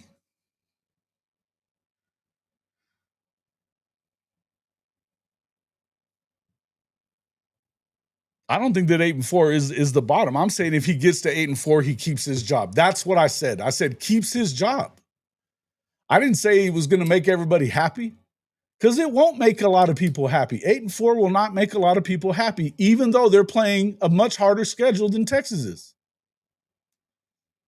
It won't. There will be people that aren't happy. I won't be happy with that. I think they should win 9. I think they could win 10. I think I have to see Brent Venables take a step forward. I do. I have to see that. I want to see that. I want to see him be better situationally at certain parts of the game. I do.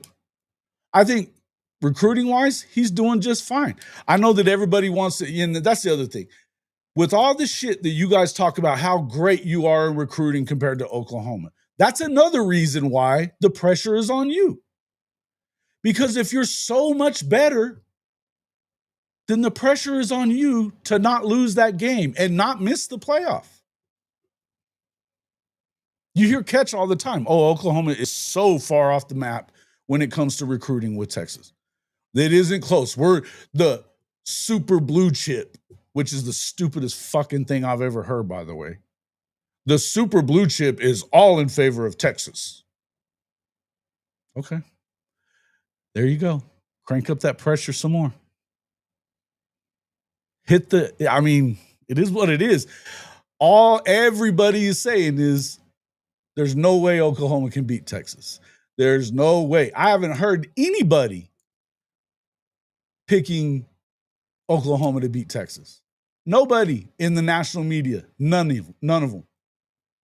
Even J.D. Piquel, who's in love with John Mateer, isn't picking them to beat Texas. So there it is. Come on, bro. 5 years is the last time they were decent. Okay. They went 10-2 a few years ago. 2 years ago. You got to stop. You guys you're just making yourself look like a dumbass here.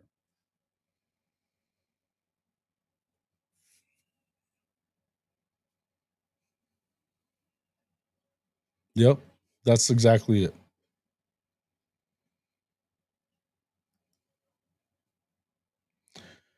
Texas has always had top recruiting classes and have always struggled to develop them all the way. And to win the damn hell, Oklahoma still won 7 out of the last 10 games against you guys. So as much as you want to say all this kind of stuff, you still, you got a ways to go to catch up here. And you still haven't gotten it done. If you're so far ahead and you're supposed to, then that's the pressure. You got to go, then you better go get it done now. Because everybody say you guys are all talking about Oklahoma being the next Nebraska. They're in Nebraska of the SEC, according to a lot of you dipshits. So where's the pressure? Where's the pressure?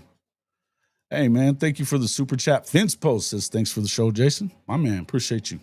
Good stuff. Oh, by the way, I don't see him in here, but tell you what, let's go with,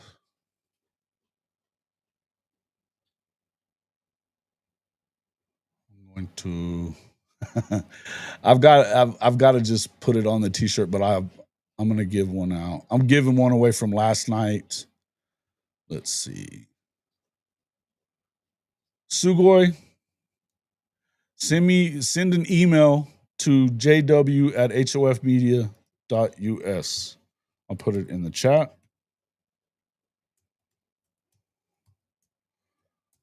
And I'm going to have a shirt for you guys hitting the mark last night like you were supposed to. And we can give another one away if we have, let's see how many likes we got. 33 likes. We've got 50 people in the YouTube stream and you got to hit at least, we're at 33 likes out of 51. I need to hit 40 at least. Give me 7 more likes and I'll give away another t-shirt.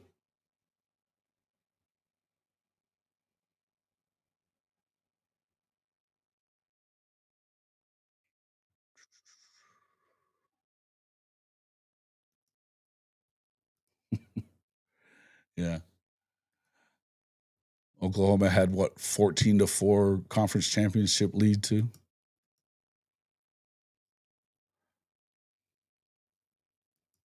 Go hit the like button. Thank you, Cherokee. Appreciate it. Segoy, you in there? Did you hear me? Did you see that? Yeah, listen, man, it is what it is. It is what it is when it comes to that. And I mean, we're supposed to hate each other. It's all good to kind of go back and forth with them. But I mean, I'm not wrong here. I'm not wrong here, man. And here's the deal. It's taken a long time for Sark to be, if you want to say he's better, he's not by much.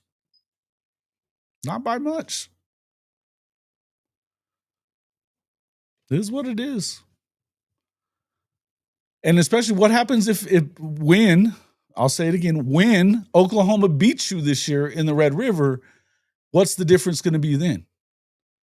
Because according to all you guys, you're superior in every way. So you shouldn't lose that game. Then what happens? Yeah. Yeah. He beat Texas, the best team they'd had since 2009. He did. Mm-hmm. And yeah, that 6 and 7 shit, that first 6 and 7 year, he didn't have near the defense, and he didn't have a quarterback. Man, it is what it is. You could put that off on BV if you want to. He puts it off on himself, so it's cool. But I mean, we all know that the cupboard was not full of things to, make a good meal with.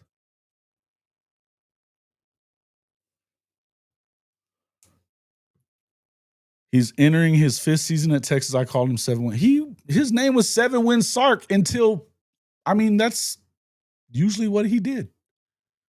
Again, he's done this twice.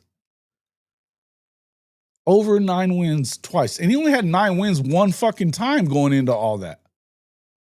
And he's been at Washington, SC, and now Texas. And out of 11 years, he's got 2 double-digit win seasons.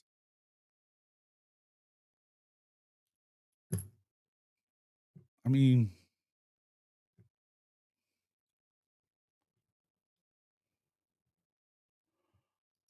the same thing he did with the not gutted roster that he took over at Texas. Nothing. They went 5 and 7 there that first year. He had the lead in 6 straight games of the season and lost all 6 at the half. He had the lead at the half of 6 straight games. One of which was 28-7.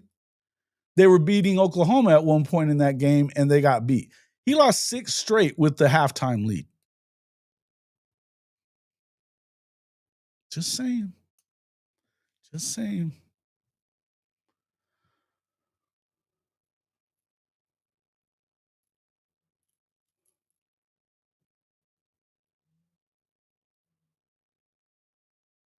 When OU was losing in the semifinals every year, Texas was saying we sucked. Yeah. Now they're losing in the semifinals, and now they're the best. Yeah, that's what they'd say. That's what they think.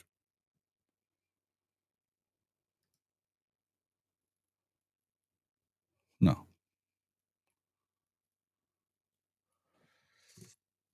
All right. Guys, we've been going for a pretty good while here. Let me see where we are in the likes.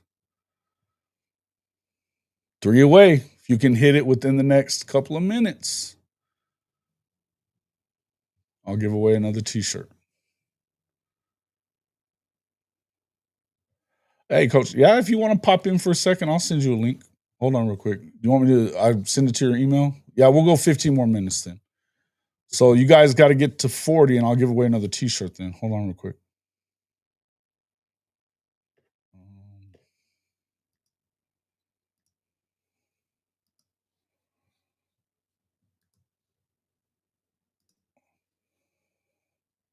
And by the way, we are going to be on with Coach Ricks has got a great show tonight.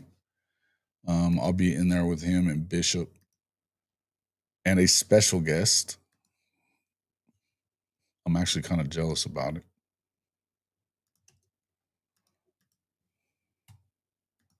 But at least I'll be on the show, so I'm not too upset.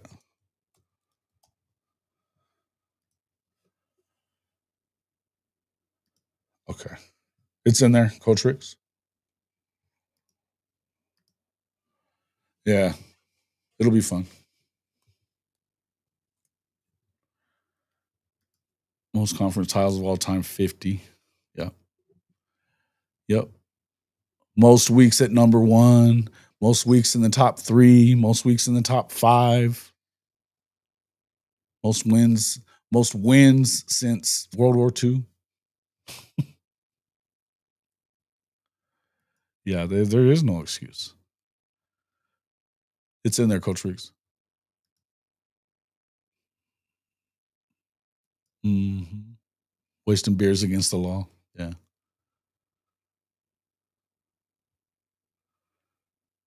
We don't care about it. Lincoln Riley hasn't been good since he left either. So whatever, bro.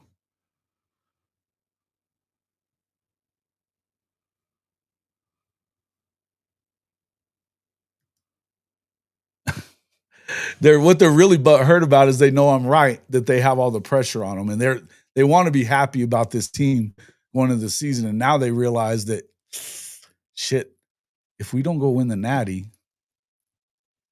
when everybody's picking us to do it, what the fuck? It should be set up for you to, and I mean, this is as wide open a year as I think there's been in a while, to be honest with you. I'm just saying, if you don't win,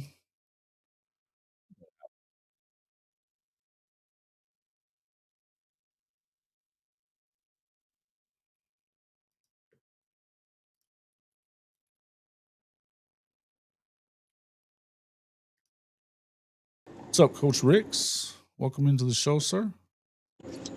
Where's your video? What's going on, big dog? What up, man? Are you in the truck or something? Yeah, Oh, okay. Let me do something. heading home. Heading home. Listen to What's the going on? youth How's your spit day fire. today? How's your day today been? Hello? I'm here. Oh. So what are your thoughts? Am I wrong here about this stuff with Texas and who's got the most pressure? No, man. I think Texas, man, has to forget they went 10 years without doing anything. So now they're doing something. They want to be recognized for just doing something now. What about those 10 years that they didn't do nothing? Went through 3 coaches Yep. just to get where they are now, and they really aren't doing anything right now. Yep. So They're not taking that next step that everybody's talking about taking. You talk about being the best team. Everybody wants to see them be the best team if you're outside of, Oklahoma fans mostly or Aggie fan, But I mean, all these expectations are there, coach. All these expectations are there. What if they don't make the playoff?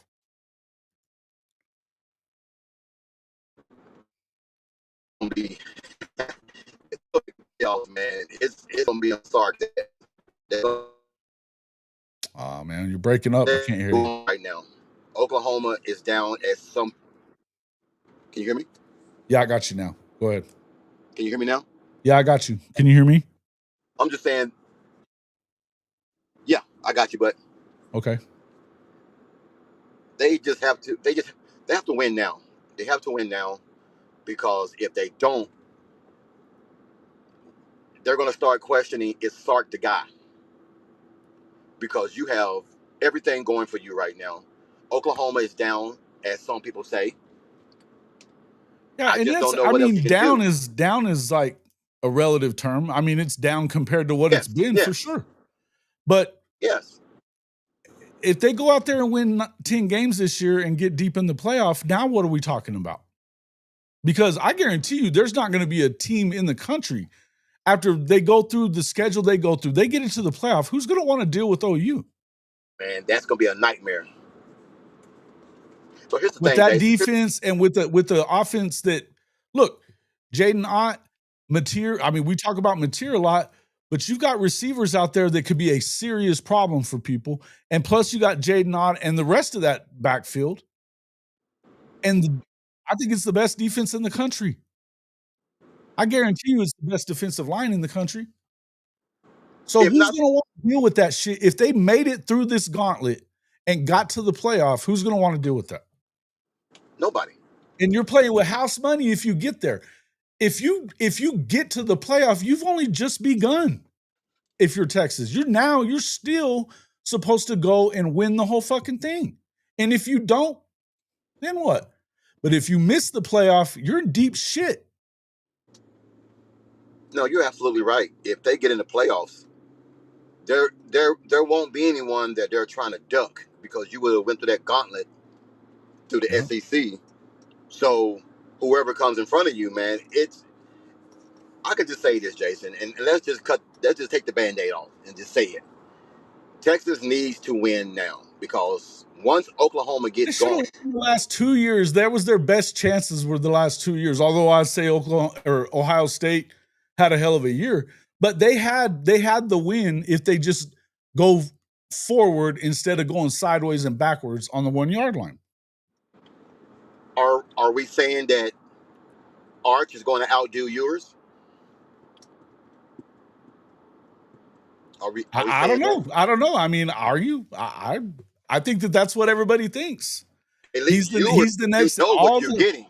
Listen, you have to say, listen, with yours, they didn't. I mean, he didn't beat yours out, and yours is a 7th round draft pick that didn't play very good last year, coach. He didn't. I mean, he couldn't beat the Georgia backup in the second half of the damn SEC championship game.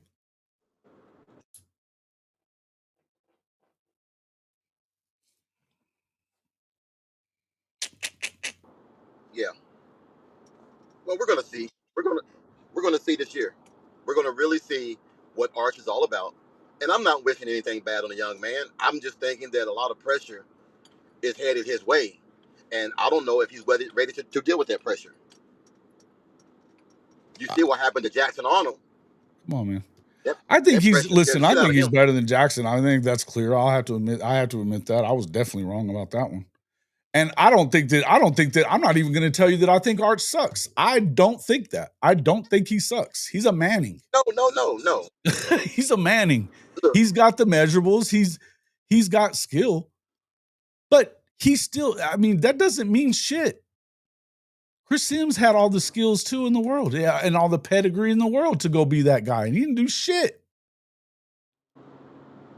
He wasn't better than hey man, Major Applewhite should have been the damn quarterback all during that time. They might have had a chance to win more. But I'm just saying, man, you never know. You never know. And it's a lot of pressure to ask for a kid who's in his first year starting with a bunch of other first-year starters. But they reloaded. Everyone's looking for that next Trevor Lawrence. Everybody's looking for that out of a freshman, out of a sophomore. Mm-hmm. You can't get, Trevor Lawrence got lucky to have a defense the way he did in a conference that really wasn't that good. So now Texas is in the SEC now. So, but let's just flip this, Jason. Let's just say next year or whenever, when they have OU scheduled and OU has Texas scheduled, how they're going to react to that gauntlet. Yep. No, and I mean, again, I think that it's fair to have some expectations on him. I'm not saying you shouldn't have expectations for him, but for everybody to just automatically anoint him as the Heisman winner, number 1 first round, the first pick taken in the draft in his first season as the starter with a bunch of other first-year starters, and they're going to win the national championship is wild. But that's why I'm telling you that the pressure is there's a lot more of it on Texas than there is on Oklahoma. Oklahoma, the pressure that they have is, can they keep their coach for these players? Can they win enough to keep their coach around? That's the real pressure. Now, after that, it's all gravy from there. Because nobody is picking Oklahoma to win the national championship. Nobody. So if they compete they get into the playoff and make a run, all of a sudden the narrative's completely different. It's switched completely if Sark fails to make the playoff. And that's how quick all this narrative can change, folks. That's how quick it can all change. Lose the Red River game, don't make the playoff, and let Oklahoma get into the playoff and get into the semis. Then what?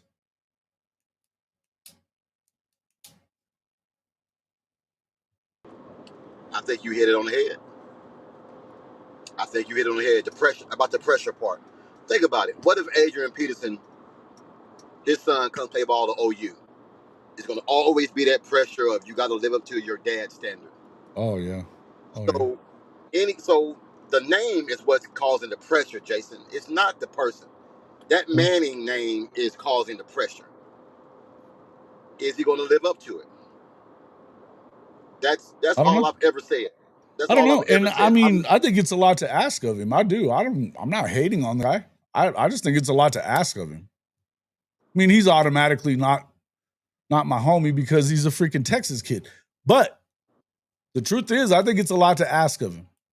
You didn't ask that of Quinn Ewers. You didn't tell him he had to go win the Natty, even though they had the teams to win it the last 2 years. They had the teams to win it. Well, you and I know that everyone gets better the longer you play. So, as you're right, Texas had their year last year. Everyone's going to get better. You got, I hate to say it, you got your Penn States, you have your Ohio States, you have your Oklahomas, you have your Georgias, you have your Alabamas, who I think is going to be a hell of a lot better than last year. So you got all these teams and everything, man. So I'm just thinking that it's just, I don't know, man. It's a lot to put on a kid to come in there and win now. Hold on real quick. Jaron, I'm not sure if Boganowski's going to be there or not. I could send you his number though, if you want to get a hold of him. And then good to hear that, obviously he's feeling better then if he's going in to camp, or is he feeling better? I hope he is. Spider bite for Jaden O'Neal the other day. Looked kind of nasty, that picture I saw. So I hope he's doing better and goes in there and has a good day. Appreciate you coming in. But yeah, I'll text you Boganowski's number right now. Go ahead, Coach Ricks. Oh no. I mean, that's all I have to say, man. I don't wish any bad thing on any kid being a coach. I just feel like we're going to finally see what all the hype and hoopla is all about. Mm-hmm. And if he does well, hey, we'll see how far it takes you. But I just feel like Oklahoma and a lot of these other teams, man, are going to be a little bit more. I think Florida is going to be a hell of a lot better than what it was last year. Yeah. So I just don't know. We're going to find out the first game. The first game against Ohio State, we're going to find out. I think you'll find out something about them. You'll find out something about them. I don't think that you can really say either one of them is going to be shitty because they lose that game though either. No. You know what I mean? But I think that it makes it tough. That starts you off on a tough foot whenever you have to go to the swamp and then the week later you're playing Red River. I mean, that the bulk of their season, theoretically, they should be able to win in the second half of the season. I even said I thought they were going to beat Georgia. I don't know for sure that they do. And they do have to go to Athens, so they may not. But it wouldn't surprise me if they ended up losing one of those games to either A&M or Arkansas, too. I mean, literally, I could see them being 9-3 easily. I could see them being 8-4, too. I could also see them being 10-2, just so we make ourselves clear here. I could also see them being 10-2, and I think that's a hell of a season if they do. Because I do think that they've got some tough road games, plus the Red River, that they have to try to navigate with a young football team, an inexperienced football team. Yeah. Well, like I said, Ohio State is the standard to where we find out how good they really are. And if he goes out there and balls out and they still lose, at least you know you got the quarterback for the future. Now he goes out there and lays an egg and they get skull drugged, then you got problems. Yeah. Yeah. No doubt. You got No problems. doubt. So, Yeah. well, Appreciate you coming in, Jaron. Oklahoma And is going. They're going to find out too. yeah. Yeah, look, I mean, there's stuff on the line for both teams. I'm not saying there's zero pressure at all for Oklahoma. I'm just saying it ain't the same amount of pressure as there is for Texas because of the expectations. And even though everybody wants to make it like there is, I think there's more pressure on Texas than there is on Georgia, on Alabama, on anybody in the SEC. And certainly more than there is on their rivals. Well, yeah, because of the quarterback and because of the skilled players that Sark brought in. Mm-hmm. So Give the edge to Texas, Ohio State. at the end of the day, Jason, man, we can say whatever we want to say. Go ahead. What'd you say? We can sit here and say whatever we want to say about everything. Mm-hmm. It's going to all be shown on the field. Both teams. Yep. So I'm breaking in and out, man. So I'm going to jump off so I won't be repeating myself 3 or 4 times and going through this little tunnel. Okay. All right, brother. I appreciate you coming in. I'll see. Hey, what time is this going to be at 8 Eastern time tonight?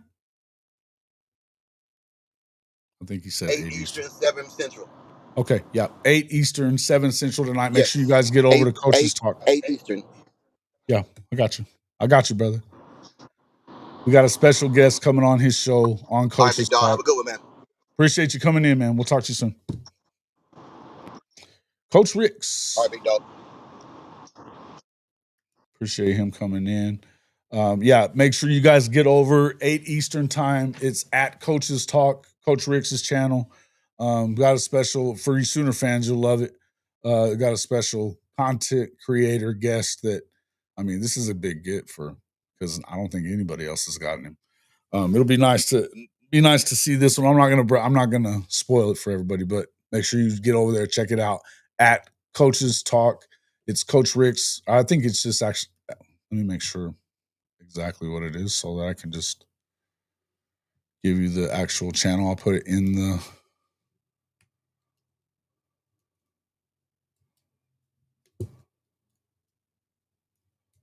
I think it's.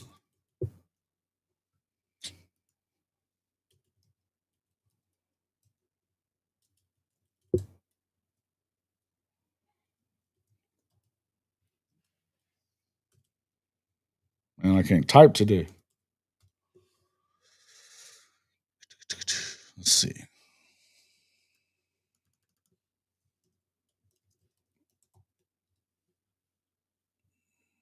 Yeah, it's at Coach Ricks. At Coach Ricks. Put it in there. In this deal.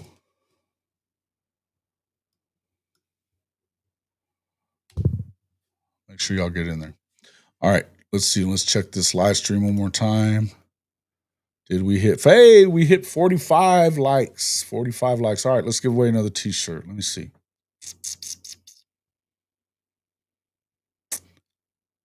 Satterfield.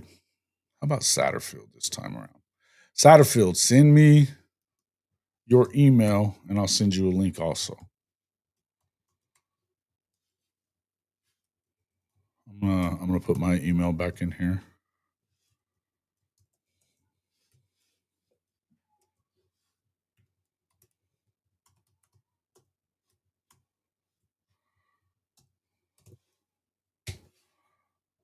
Free t-shirt coming for Satterfield. All right, guys, I appreciate everybody coming in. We'll get more into. We'll definitely be breaking down that game between Texas and Ohio State before it gets there. We'll have plenty to talk about. There is plenty to talk about. I can understand what Colby's saying, that, you know, the advantage, blah, blah, blah. I don't know that it's a huge advantage. And you could, I mean, it's easy to say that, but they still have the best player in the country on offense, and they have the best player in the country on defense too. So I don't know that they lost a ton. Their play calling, Ryan Day can call the plays if he has to. I mean, Julian Sayin was a 5-star quarterback also. So I think that they'll be fine. They're not changing the offense. So be what it is. I think it's going to be a good game either way. I think I could see it going either way though too. And Spangler, this is true. This is true. Appreciate that. Welcome back. And thank you for coming in. Make sure you guys hit the like button. Help us get to 5,000 subs before the season starts. We are, as of today, we are at 4,446, 50 away from 4,500. So we're at 54 away. So we need 554 subs. We can do it. Share the stream with your friends on Twitter and Facebook and wherever else you go. If they like college football talk, we don't just talk about Oklahoma. We talk about college football in here. We have a lot of great guests in here. We have a hell of a lot of fun in here talking shit about college football, which is what everybody really likes to do. So make sure you get out there and put that out there to everybody. Let them check it out as well. Enjoyed it. Appreciate everybody coming in. And I will see you all on the next one.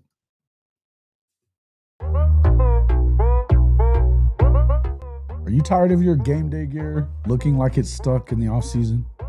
Well, step up your fandom with Hall of Fame College Football's official Fanatics partner store. Whether you're a diehard Oklahoma Sooners fan like myself, bleeding Crimson and Cream, or you rep another one of the SEC's heavy hitters, Fanatics has you covered. Shop thousands of officially licensed hats, jerseys, sideline polos, and exclusive championship merch from the entire Power 4 and Group of 6 too. All shipped directly to your doorstep and fast. You want to gear up like your favorite coaches and players? Are you looking for that perfect tailgate tee or a statement piece for your man cave? Fanatics is your one-stop shop for authentic college football gear from everybody that plays the game. So do yourself and your team a favor. Click our link in the description or simply log on to hofmedia.us/fanatics. That's hofmedia.us/fanatics. And you can shop everything that you want for the best prices of the day right on our Fanatics partner page.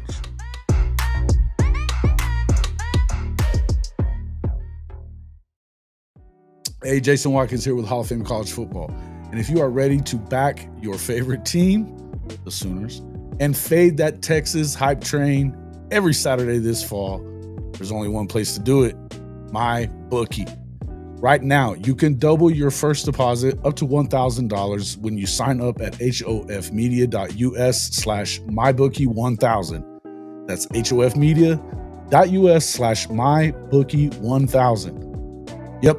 100% deposit bonus, and it takes less than 5 minutes to get started. Whether you're betting college football, rolling the dice in the online casino, or dropping a 10-leg parlay on SEC Chaos, MyBookie has everything you need.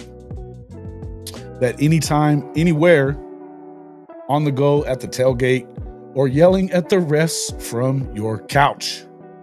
Just don't talk trash. Put your money where your mouth is. Hit that link, hofmedia.us/mybookie1000, and get your deposit bonus today. Bet anything, anytime, anywhere with MyBookie and Hall of Fame College Football.